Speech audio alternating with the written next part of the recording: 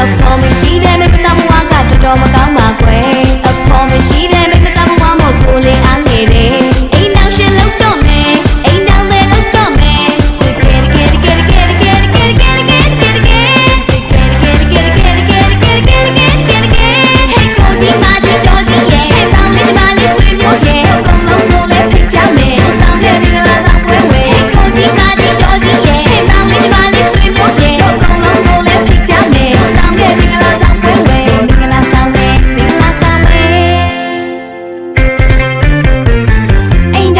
ဖို့အတွက်ငါပြက်ကတိမ်မှာဘယ်နေ့ကပြတ်တာရရစာဆိုတာကိုတွက်ခါချစ်ရတဲ့သူနဲ့ထိန်မြလက်ထက်မှာတရက်ကွက်လုံးချမ်းလက်မထားပါတအိမ်တက်စင်အကုန်ဖိတ်ချမှာတေခင်းအခမ်းပဲစားစရာအလှမန်းတက်ကချင်းတက်ကိုကြလားလက်ဖွဲ့ပစ္စည်းတွေထားစရာစနစ်တကျတော့စီစဉ်ထားပါလက်ဖက်မိပါတဲ့မိတ်ဆွေများ